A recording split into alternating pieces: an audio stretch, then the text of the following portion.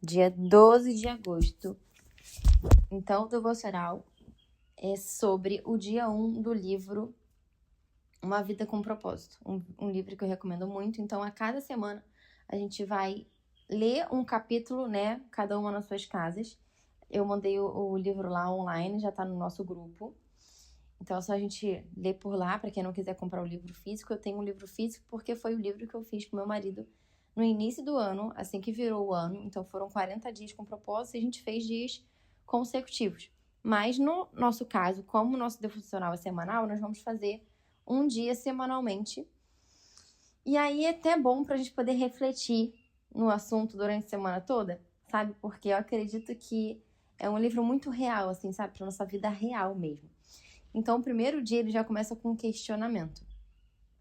E aí, o tema central é um questionamento que eu acho que todo mundo faz na vida. Eu e meu marido, a gente continua se fazendo ainda. A gente ainda não tem a resposta. Não sei se a gente vai ter a resposta até a gente morrer. A resposta, assim, certinha, sabe? Não sei. Mas a pergunta é, Na verdade, a pergunta não deveria ser a gente fazer assim, quem eu quero ser, né? Eu já me fiz essa pergunta, eu segui essa pergunta de acordo com a referência que eu tinha de pessoa bem-sucedida na profissão. Então, eu fui fazer justamente a profissão que eu via que dentro da minha família, aquela era a pessoa mais bem-sucedida. Então, eu falei, tá bom, vou ser dentista. Entendeu? Minha mãe falava, não, você tem que ser médica e tal, pá. Aí eu já expliquei isso pra vocês, que eu tava estudando pra medicina. Porque, assim, se eu tô estudando pra medicina, eu vou passar em qualquer outra coisa que eu queira. Odontologia, a minha segunda opção era nutrição, porque eu sempre gostei de saber, né, o poder dos alimentos que influenciam na nossa vida, enfim. E aí eu escolhi ser, né, dentista, mas eu sinto que, na verdade, o meu propósito é muito maior do que isso, assim, sabe? Um propósito espiritual mesmo. Então, até esse ano, eu perguntei, tá, mas quem eu quero ser? Só que eu acredito que essa não deve ser a melhor pergunta que a gente tem que fazer pra gente. Mas a nossa pergunta principal deveria ser, né, quem Deus me criou pra ser? Então, o propósito da nossa vida não começa na gente somente, sabe? Mas, na verdade, começa lá no Criador. Porque Deus é o Criador e nós somos a criatura, criada por Ele, imagem e semelhança dele, certo? E aí, beleza, o texto bíblico base que a gente vai pegar, na verdade são dois textos que eu peguei aqui. Um é do livro mesmo que ele coloca, que tá em Colossenses 1,16. E aí tá escrito assim, pois nele foram criadas todas as coisas nos céus e na terra. Nele, em Deus, né? Então, em Deus foram criadas todas as coisas no céu e na terra, as visíveis e as invisíveis, ou seja, o natural que a gente consegue ver, tocar, e o invisível que é o mundo espiritual, que a gente precisa ter um discernimento espiritual, dons espirituais para a gente poder discernir e ver, né, se for o caso. Então, assim, tudo foi criado por Ele e para Ele. Então, tudo isso foi criado por Deus e para Deus. Então, Deus criou tudo, Deus nos criou com um propósito único e específico, individual, né? Eu já falei isso outras vezes. O meu propósito é diferente da Aline, que é diferente da Fernanda, que é diferente da Bruna. E dentro desse propósito que Deus nos criou, tem um motivo pelo qual Deus nos criou da forma que a gente é, da forma que a gente se comunica, com os nossos gostos e todas as nossas particularidades, com um objetivo único e específico para o reino dele, né? Então, conforme a gente vai ganhando mais intimidade com Deus, conforme a gente vai se aprofundando, se inclinando a conhecer quem Ele é, a gente vai tendo a nossa própria revelação da nossa essência, criada por Ele, né? Então, por isso que Ele é o centro, né? Então... Ai, a Aline caiu. Mas, enfim. Efésios 1:11. Como eu tô gravando, depois eu mando pra ela, né? Então, Efésios 1:11 vai dizer: em Cristo nós fomos também escolhidos, tendo sido predestinados conforme o plano daquele que faz todas as coisas, segundo o propósito de sua vontade. Efésios 1:11. Agora, trazendo para nossa vida, assim, né? Eu acredito que para nós, assim, mulheres, né? É muito mais fácil a gente... Não é que mais fácil, mas eu acho que já é natural a gente começar o dia tomada por uma lista interminável de coisas para fazer, né? Ah, eu tenho que ir pra faculdade, eu tenho que estudar isso, eu tenho que cuidar da minha casa, caso, né, eu seja casada, eu tenho que cuidar dos filhos, se eu tiver filho, eu tenho que cuidar do trabalho, eu tenho que cuidar da rotina da casa, do funcionamento da casa, das finanças, do relacionamento, do meu casamento, ou do meu relacionamento com meus pais, com meus avós, com quem eu moro, ou do meu ministério, que eu já sei qual é o meu ministério, assim, espiritual. Então, assim, são várias demandas da nossa vida, né? E normal, é simplesmente a vida acontecendo. Só que acaba que na busca para dar conta de tudo isso, muitas vezes, né, a gente, né, tá inserida nesse mundo de comparação. E aí a gente se cobra muito, querendo ser o outro, querendo estar no tempo do outro, querendo fazer o que o outro tá fazendo. E muitas vezes a gente, né, perde o coração grato de agradecer pelo que Deus já nos deu e começa a querer a vida de outra pessoa que é totalmente diferente da gente. Então, tem ao mesmo tempo toda essa comparação acontecendo. E aí, além disso, o mundo também nos ensina a olhar para dentro de nós mesmas e perguntar, diante de tudo que a gente vê, diante da cultura que a gente está inserida, da ambiência, perguntar, mas quais são os meus objetivos pessoais? Sabe, como que eu posso ser mais feliz, realizada ou eficiente? Então a gente está sempre nessa busca de melhoramento, né, de mais eficiência, de mais performance. Eu não sei se com vocês é assim, mas eu muitas vezes me sinto assim, me senti assim. Só que a verdade espiritual desse primeiro dia, ela vai nos confrontar em amor. Que, na verdade, a questão não é sobre nós. Sabe aquela música? Não, nunca foi sobre nós, nem tudo que podemos fazer. É tudo sobre você, tudo para você, Jesus. Então, assim, a questão não é a gente, sabe? A gente tem essa tendência natural da nossa essência, né, caída, né, que vem lá de Adão e Eva, de egocentrismo, de querer pensar sempre em mim, ah, mas o que vai ser melhor para mim? Ah, mas o que a pessoa pode fazer melhor para mim? Ah, mas como isso aqui pode ser não sei o que para mim? Ah, mas eu, sabe? Então, assim, a questão não é sobre nós. É tudo sobre Jesus e o preço que ele já fez na cruz por nós, sabe? Então, procurar o sentido da nossa vida só olhando para os nossos desejos, eu acredito que é como a gente tentar entender o funcionamento de uma máquina sem consultar a pessoa que inventou aquela máquina ali, sabe? Então, quando a gente tenta ser o centro da nossa própria história, a gente vai viver cansado e sobrecarregado. Porque, na verdade, quem nos capacita dentro da nossa história é Deus, entende? A gente até consegue fazer as coisas com a força do nosso braço. Mas uma hora vai dar ruim, sabe? Uma hora a gente vai entrar em crise de ansiedade, uma hora a gente vai, né, ficar meio depressiva, uma hora a gente vai ter burnout. Eu não sei, né, se vocês já passaram por isso, mas isso é muito comum, né, principalmente na nossa sociedade atual. Então, pra gente aprofundar esse devocional e ilustrar, assim, com mais clareza o princípio de que tudo começa em Deus e não em nós, eu trouxe aqui um exemplo de Ana. A gente tem muitos exemplos para dar, mas eu vou falar um pouquinho do exemplo da história de Ana. Não sei se vocês lembram, em 1 Samuel. Na verdade, Samuel 1 e 2, né, que conta sobre essa história. Então, Ana, ela é um dos exemplos mais profundos na Bíblia sobre essa transição de mentalidade, sabe? Tipo, não é sobre mim. É sobre Deus e, consequentemente, sobre o outro, né? Porque o primeiro mandamento da Bíblia é amar a Deus sobre todas as coisas, de todo o seu coração, de suas forças, com todo o seu entendimento. E amar o próximo como a nós mesmos. Então, assim, não tem um mandamento que fale sou eu. Não, é sempre sobre Deus e para o outro, né? Então, na história de Ana, ela vivia um dilema ali na vida dela, né? Então, isso tá em primeira, se vocês quiserem anotar, tá em 1 Samuel 1, capítulo 1, versículo de 1 a 20. Peraí que estão... Ah, a Aline voltou. Que bom, Aline, que você voltou. Mas, de qualquer jeito, já tava gravando e eu ia mandar pra vocês. Tá aí. Então, eu tava falando que, assim, tudo começa em Deus e não em nós.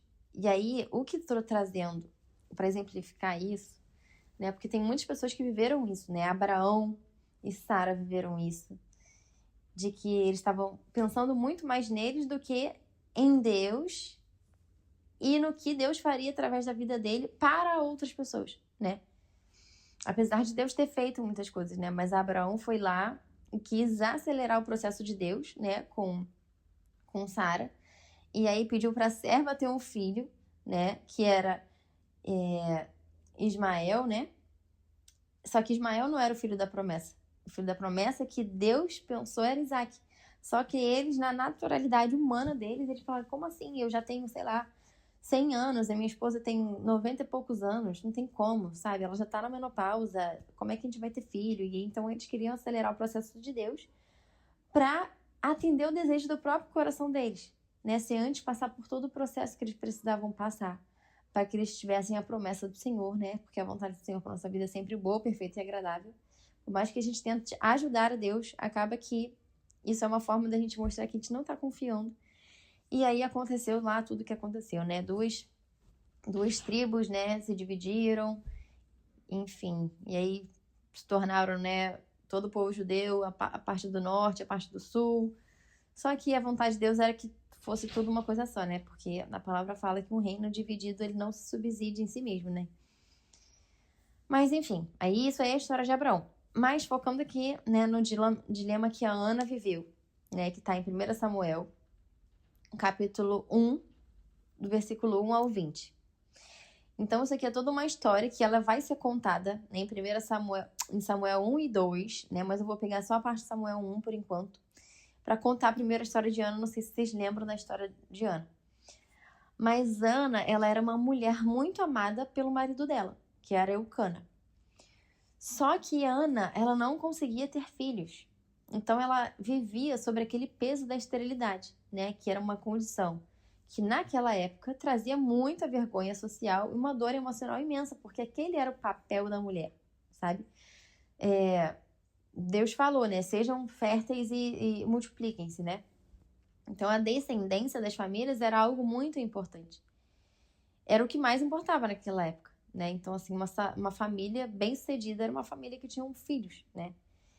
Então, a Ana vivia com uma dor emocional imensa, sabe? Uma grande vergonha, assim, né, para a sociedade. Só que, para piorar, né, naquela época, o homem, ele podia ter outras mulheres, né? Então, Eucana, ele tinha uma outra mulher que se chamava Penina. E essa mulher, né, que era essa outra esposa de Eucana, ela provocava direto Ana por ela não ter filhos, né? E Penina tinha filho. E ela ficava, né, provocando a Ana porque ela não conseguia ter filho, pipi, popó, porque ela era menos mulher do que isso, porque ela era menos amada, pipi. Só que assim, né? Satanás usando a pessoa ali para provocar outra pessoa, né? Enfim. Só que isso aí foi uma luta de anos, né? Durante anos, a dor de Ana estava centrada no próprio sofrimento dela e na busca pela realização de um desejo pessoal dela de ter filhos, né? Que era um desejo legítimo, né? Um desejo legítimo dela. Então, assim, o sonho dela era ser mãe. Então, ela chorava, né? Às vezes ela não comia, tá escrito lá. E aí ela vivia com esse coração amargurado, né? Porque quando a gente não tem o nosso desejo atendido na hora que a gente quer, né? A gente acaba focando ali no que a gente não tem. E a gente esquece de focar no que a gente já tem, ser grato pelo que a gente já tem, né? Porque a gratidão, um coração grato, libera bênçãos, né? A gente não tem que ser grato porque a gente sabe que a gratidão libera bênçãos, mas porque conforme a gente se aproxima de Deus, o Deus vai moldando o nosso caráter e, consequentemente, a gente vai ser uma pessoa mais grata. Mas Ana não estava vivendo isso naquela época. Ela queria um filho para suprir a dor dela e o vazio e ter a honra dela diante lá da sociedade, né? Então ela buscava a aprovação, né, da cultura ali, das pessoas com que ela convivia dentro daquela sociedade ali. E ela queria preencher uma dor emocional, né, de ter um filho, né? Então eu realmente entendo, gente. Eu tô numa situação também que a gente não consegue ter filhos, mas apesar de entender a dor de Ana, eu aprendi a confiar no processo em Deus, porque Deus tem algo melhor para mim. Mesmo que ele não queira me dar filhos, eu já conversei isso com o Senhor, isso foi uma conversa de meses, anos, na verdade. Com o Senhor falando assim, Senhor, tá tudo certo comigo e com meu marido. E a gente tenta, a gente não consegue ter filhos. A gente já tomou ácido fólico, pipi, minhas vitaminas estão todas certas, mas não vem. Então, assim, se não vem é porque não foi da vontade de Deus. Deus tem algo melhor pra mim. Mesmo que o algo melhor dele, por mais que o meu sonho é ser mãe, mesmo que ele não me dê filhos. Eu não vou amar a Deus menos se ele não me der filhos. Sabe? Porque o meu amor tá focado nele, não no que ele pode me dar. Então, isso é algo que foi trabalhado muito no meu coração pra hoje eu conseguir falar isso.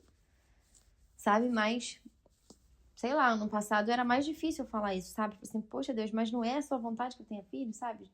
Enfim. Mas a gente nunca vai entender completamente Deus, né? A gente tem um vislumbre de quem é Deus e da forma que ele age e tal, de acordo com a palavra, né? Que ele usou pessoas, né? A palavra inspirada por pessoas que tinham um contato ali com Deus, enfim. Mas a gente não consegue colocar Deus numa caixinha, né? E muitas vezes a gente não vai entender todas as coisas. Mas eu acredito que, assim, o ponto de virada, assim, sabe? A virada de chave, assim, na vida de Ana aconteceu através de uma mudança de ponto de partida. Então, assim, um dia, lá no tabernáculo em Siló, alguma coisa muda ali radicalmente no coração da Ana.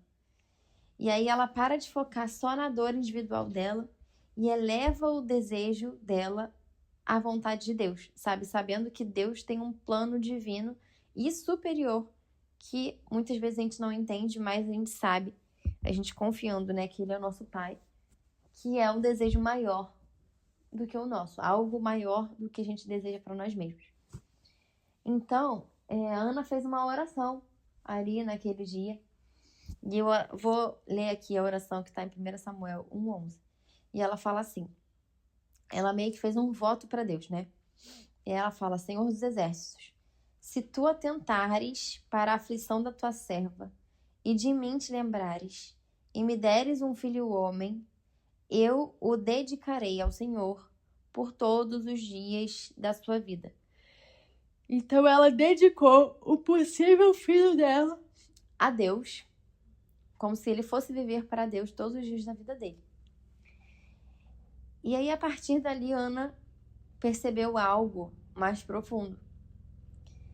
Ela começou a olhar para a situação ali política de Israel, não só política, mas cultural, o que eles estavam vivendo ali naquela época. Tem um helicóptero passando, peraí.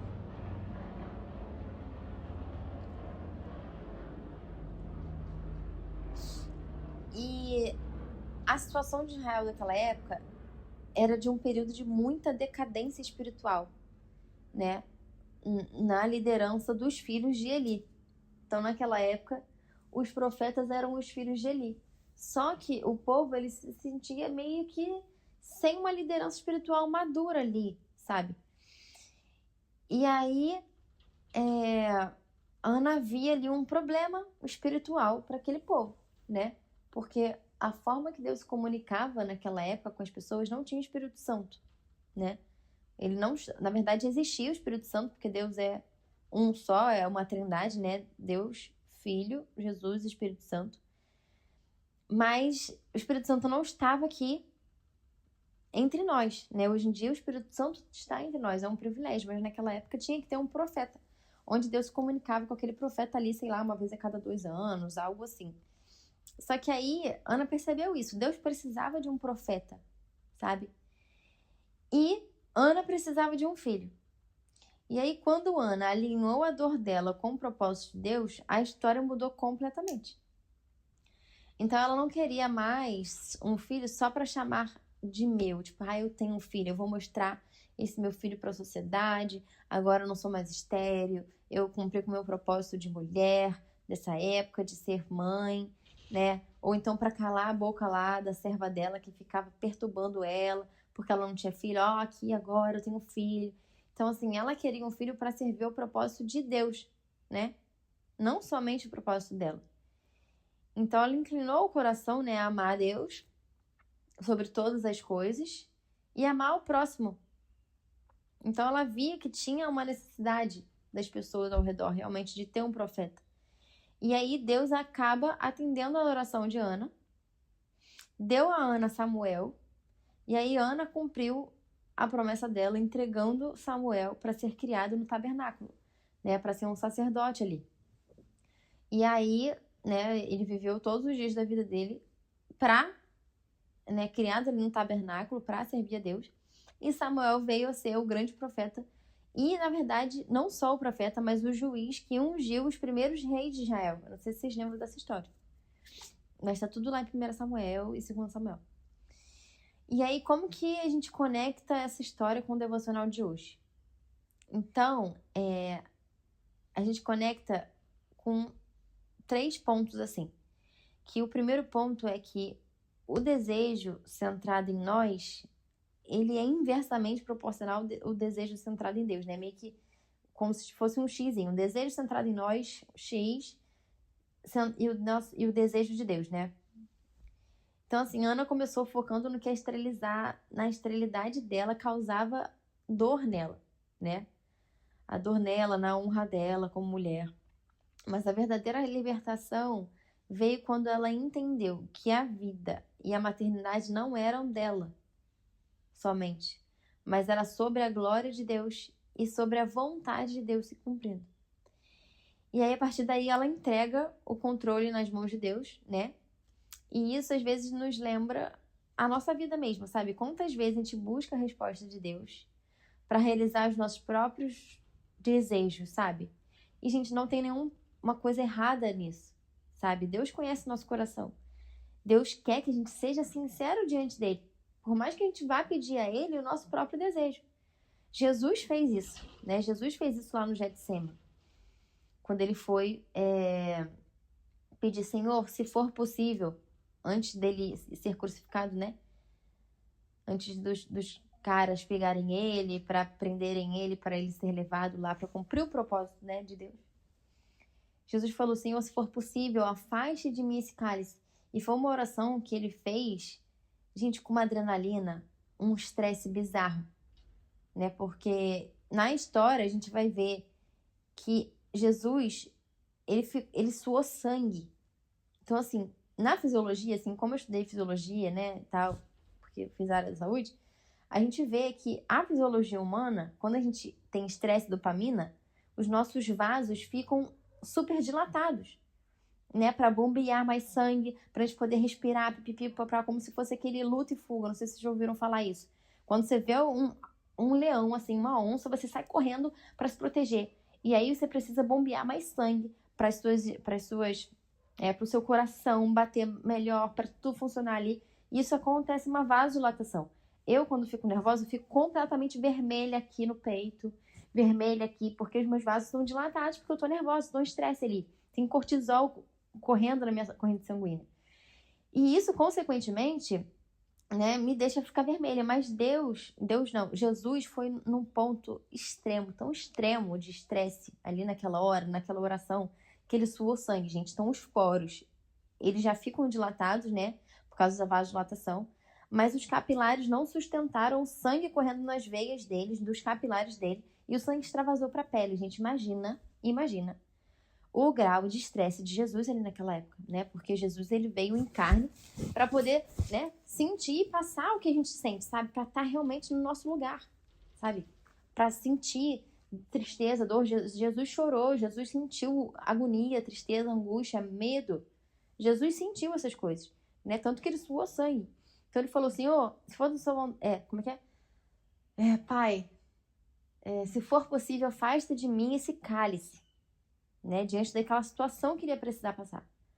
Mas aí ele fala, mas, contudo, que não seja feita a minha vontade, mas seja feita a sua vontade. Eu acho que não são exatamente essas palavras. Mas é basicamente isso que Jesus falou. Então não há nenhum problema da gente falar isso. Sabe, Senhor, eu queria tanto isso e aquilo. Só que eu sei que é minha vontade e meu coração é enganoso. Mas o Senhor quer que eu seja sincero. Então eu tô abrindo meu coração, essa é a minha vontade, Senhor, mas contudo, que não seja feita a minha vontade, mas seja feita a sua vontade. Mas pra gente orar, assim, a gente precisa confiar que realmente a vontade de Deus é melhor do que a nossa, sabe? Muitas vezes a gente passa por processos na nossa vida que é difícil a gente entregar realmente a nossa vontade. Tipo assim, Deus mexe em tudo, mas isso aqui não mexe não, tá? Não, isso aqui deixa aqui, Deus. Isso aqui eu quero desse meu jeitinho, sabe? Então, assim, Deus, ele quer a gente por completo, sabe? Deus não quer a gente 98%, ele quer o 100%. Ele quer 100% da nossa sinceridade, do nosso coração. Mas conforme a gente vai se aproximando de Deus, a gente vai querendo ser mais dependente dele, sabe? Porque a gente sabe, cara, meu pai, ele sabe de tudo. E ele sabe o que é o melhor pra mim. E eu vou entregar tudo, porque eu sei que ele tem o melhor pra mim. Então eu não quero o melhor pra mim, porque o melhor pra mim parece que é melhor agora, só que o dele é infinitamente melhor, sabe? Então, assim, até me perdi aqui, gente, o que eu tava falando, cara. Que a gente, né, busca, né, pede pra Deus resposta pra realizar nossos projetos e tal. E aí Ana nos ensina realmente isso, né? Senhor, com essa minha dor, esse meu desejo, ou essa minha fase de vida, como que isso pode servir pro seu reino? Né? Ana falou isso com Deus, né? Ela abriu o coração dela, ele foi sincera. Tipo, Senhor, eu não quero olhar só pra mim mais, sabe? Pra minha dor, porque isso nos paralisa, né? Isso nos dá angústia, tristeza. E essa é a vontade de Deus pra nós, né? Paulo fala, alegrem-se sempre, orem continuamente e sejam gratos. Não dá pra gente viver isso que Paulo fala, a gente olhando pro que a gente não tem, pra nossa dor, pra nossa falta, entende? Então, não é essa a vontade de Deus pra nós. E aí, em 1 Samuel 1,18, ele vai falar uma outra coisa, que assim, quando a gente para de tentar usar a Deus para abençoar os nossos planos, e a gente coloca a nossa vida à disposição dele, Deus é tão bom, gente, que ele não realiza somente o propósito dele na nossa vida, mas ele, além disso, ele traz paz para o nosso coração. E é muito bizarro isso, gente. Eu não sei se vocês já viveram isso. A circunstância tá tudo dando errado. Tá tudo um caos. Tá tudo com, sei lá, com escassez. Só que você tem uma paz que você não consegue explicar. E a paz norteia o nosso coração, né? Deus está onde tem paz. Mas aí, voltando em Ana, antes mesmo da resposta de Ana chegar, em 1 Samuel 1,18 fala assim, um trecho muito, muito legal, assim. Ana já não tinha o rosto triste. Então ali ela virou a chave, sabe? Por mais que ela não tivesse filho ainda. Então, agora, meio que pra gente aprofundar, assim, né? Um aprofundamento espiritual, assim, de tudo que a gente falou. Eu trouxe aqui 4 pontos para nosso aprofundamento espiritual, assim, dessa palavra, do dia 1 do livro Uma Vida com Propósito. Então, o erro, na verdade, eu acho que o erro do ponto de partida é algo que a gente precisa olhar, assim, sabe? Pra gente se aprofundar espiritualmente. Então, o erro do ponto de partida. Eu já li alguns livros de autoajuda, né? Que muitos livros de autoajuda falam assim, não, acredita em você mesma, defina os seus sonhos, vá à luta, trabalhe, não enche o saco. Eu já vi já li vários livros de autoajuda. Isso, ele pode até ajudar, parecer que ajuda, na verdade, né? Mas, ou então, sei lá, isso pode até gerar um sucesso profissional, né? Porque você vai lá e faz pipi. Então, você tem ali um sucesso aos olhos do mundo, um sucesso pessoal. Só que esse sucesso... na verdade, eu acredito que sucesso e propósito, eles são coisas totalmente diferentes. Você pode ter sucesso e propósito numa coisa só. Mas eu acho muito difícil. Eu falo assim através da minha vida. Não tô falando nada que a Bíblia diz, tá? Tô falando da minha experiência pessoal. Eu acredito que sucesso e propósito sejam coisas diferentes. Tem gente que consegue unir, mas na minha visão eles são diferentes. Eu acredito que você pode alcançar todas as suas metas ali que você se colocou e tal, e ainda assim estar distante do plano que Deus desenhou para nós, sabe? E isso aqui é um assunto muito delicado, né? Isso aqui entra em várias questões. Mas, às vezes, a gente pode estar em dois dilemas. Tipo assim, usar a Deus ou ser usada por Deus. Então, às vezes, assim, na nossa vida, né, vai acontecendo, a gente vai levando com a barriga ou não, a gente vai gostando do que a gente faz e tal, e a gente consegue realmente encontrar um propósito espiritual ali. Mas, sei lá, tantas vezes, às vezes pode acontecer, e sem perceber, às vezes a nossa vida de oração, ela se torna um movimento para tentar convencer a Deus a abençoar a nossa agenda, a abençoar o nosso, sei lá, uma nova porta de emprego que abriu, ou, Senhor, olha, eu tenho isso aqui que eu fui atrás, eu consegui, abençoa aqui essa minha agenda, abençoa esse meu projeto, abençoa, assim, essa minha visão de felicidade que eu tô aqui, sabe? Mas isso é algo, gente, que na minha vida, na vida do meu marido, assim, que tá mais perto, eu vejo que é muito fácil o nosso coração idolatrar alguma coisa, sabe? Nosso coração idolatrar o meu sucesso no digital, o meu coração idolatrar o meu sucesso na minha empresa que eu criei ali no digital, ou a agenda que eu escolhi. Só que aí, quando a gente vai voltar, a gente fica assim, cara, a gente realmente entregou isso nas mãos de Deus? Para que seja o sucesso ou o não sucesso, que isso esteja centrado em Deus, mesmo que isso não tenha sucesso nenhum, sabe? Porque a gente gera expectativa no nosso coração sobre tudo que a gente faz na nossa vida, né? Sobre pessoas, sobre emprego, sobre mudança de vida, não sei. E aí, às vezes a gente quer que Deus abençoe o que a gente já escolheu para nós, sabe? Então isso, sei lá, faz parte de um modelo egocêntrico, assim, né? Que eu falei da nossa essência caída, assim, né? A gente tem esse modelo egocêntrico dentro de nós. Então, às vezes, a gente tenta usar Deus para realizar os nossos próprios planos. Só que o modelo do reino, né, de Deus, ele coloca a vida à disposição de Deus para que Deus cumpra os planos dele através da nossa vida, né? Então, isso parece um pouco contraditório, assim, para mim, sabe? Porque muitas vezes a gente não sabe qual é exatamente o plano de Deus para nossa vida. Mas eu acredito que o único plano de Deus para nossa vida, assim, sabe, explícito, é que a gente tem que amar a Deus sobre todas as coisas e amar o próximo como nós mesmos. Eu acho que, assim, independente de onde a gente esteja, o que a gente esteja fazendo. Eu acho que esse é o modelo do reino, assim, sabe? Então,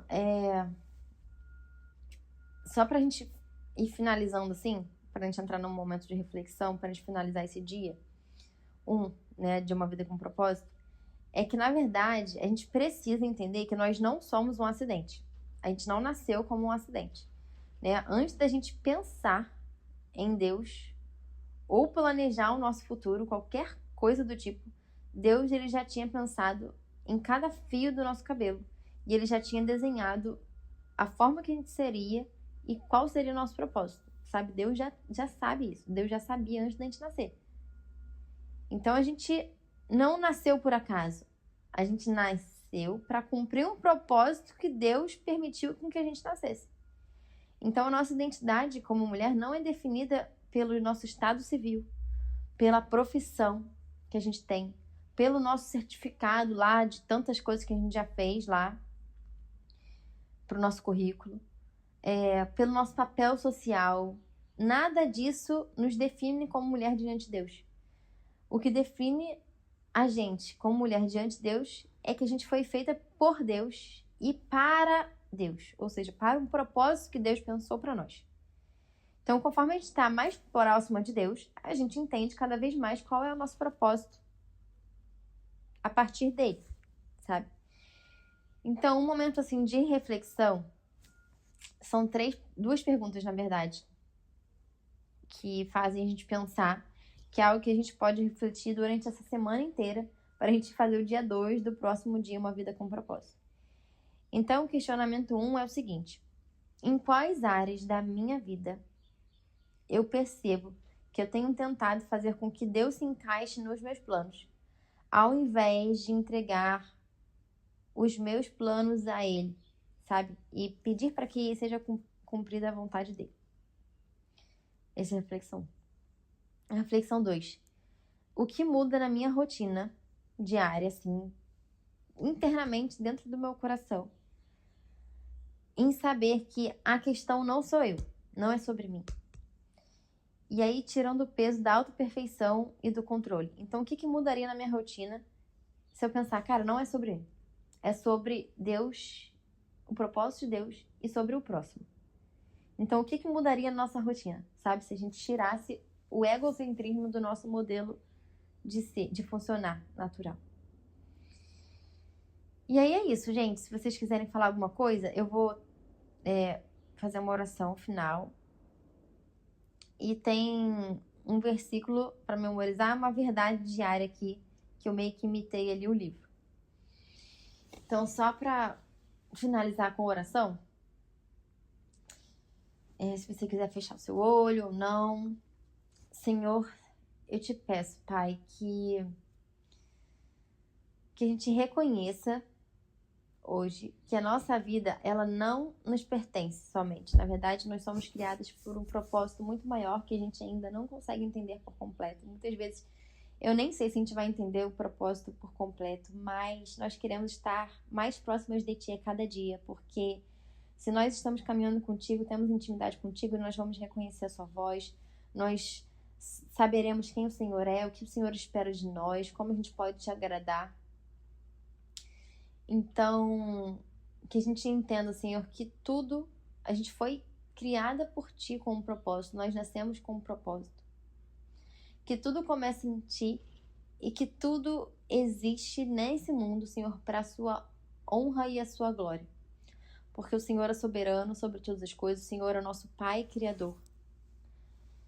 E nos perdoe, Deus, pelas vezes que a gente colocou os desejos do nosso coração no centro e a gente tentou Te usar apenas para abençoar a nossa vontade. Senhor, nos perdoe por isso, Pai. Nos ajude com isso também, Senhor. Nós entregamos a nossa rotina a Ti, a nossa união com as pessoas, o nosso convívio com as pessoas, o nosso convívio com a nossa família, com o nosso cônjuge ou não, com os nossos familiares, amigos. A gente entrega a Ti, Senhor, as nossas angústias, os nossos medos, os nossos anseios, a vontade do nosso coração, as nossas ambições, Pai. Tira do nosso coração a ansiedade pelo controle, Pai. E nos ensina a viver cada dia perguntando: Senhor, qual é o Teu propósito para mim hoje? Que a nossa vida seja um instrumento para que a Sua vontade seja cumprida aqui na terra, Pai. É isso que Te pedimos e já Te agradecemos. Em nome de Jesus, amém.